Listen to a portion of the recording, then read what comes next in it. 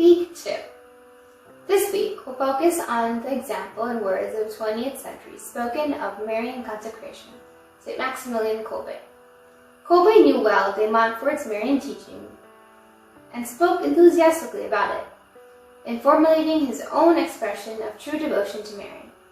He not only deepened several of de Montfort's insights, but added many new ideas from his own contemplation of the mystery of Mary.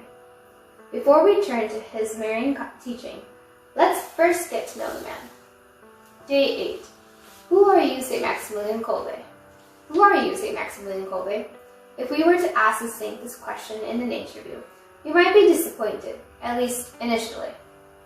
With gentleness and humility, he would probably answer, "Now, that question is not so important. What's really important is this one. Who are you, O Immaculate Conception?"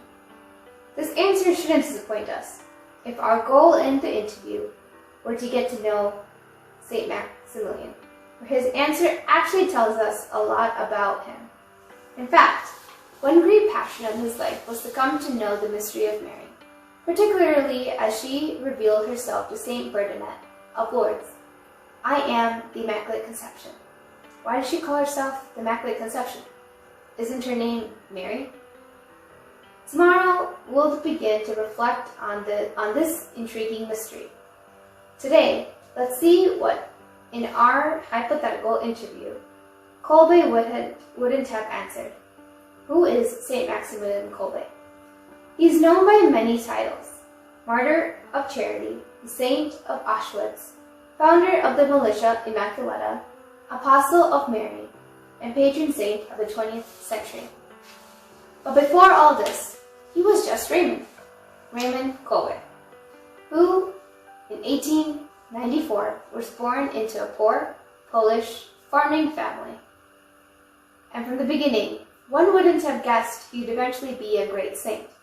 In fact, one day, his mother was so frustrated with his behavior that she yelled at him, "Raymond, what will become of you?"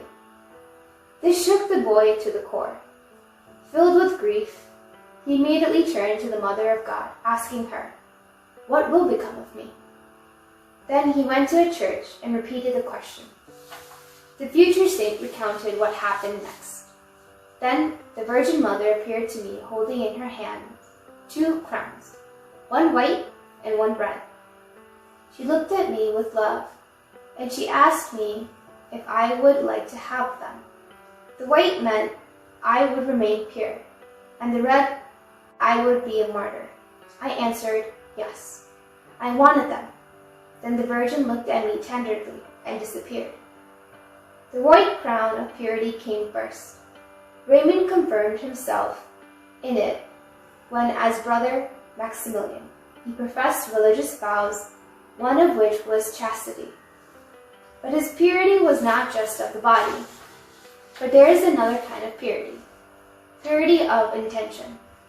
A person practices purity of intention when he directs his thoughts, words, and actions not to himself or another creature, but to a divine purpose or mission, and ultimately to God. Perhaps because of his natural intensity and passion, Kolbe felt a particularly strong desire to give himself to a specific mission or goal. One of his classmates in the minor seminary relates, he often said that he desired to consecrate his entire life to a great idea. Kolbe's great idea eventually crystallized into what is called the Militia Immaculata, which he started in 1917 with 6 of his fellow seminarians. The Amai, as they called it, truly was a great idea, at least in the sense of its ambition. Its goal was nothing less than to bring the whole world to God through Christ under the generalship of Mary Immaculate, and to do so as quickly as possible. Fulfilling this mission through obedience of God's will, in union with Mary Immaculate, was Kolbe's entire concern, his pure intention, and he sacrificed everything for its accomplishment. Which brings us to the red crown.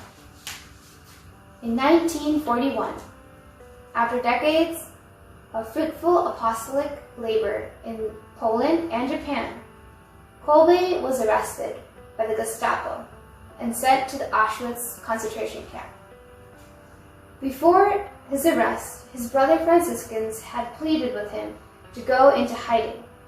He said he was grateful for their loving hearts, but couldn't follow their advice. Later, he explained why. I have a mission. The Immaculata has a mission to fulfill. That mission was accomplished on the eve of the feast of Mary's Assumption into heaven, when, after having volunteered to take the place of a prisoner condemned to starvation, the impatient Nazi finished Kolbe off with a lethal injection. Thus, St. Maximilian died a martyr of charity and received his second crown from his Immaculata. Today's prayer.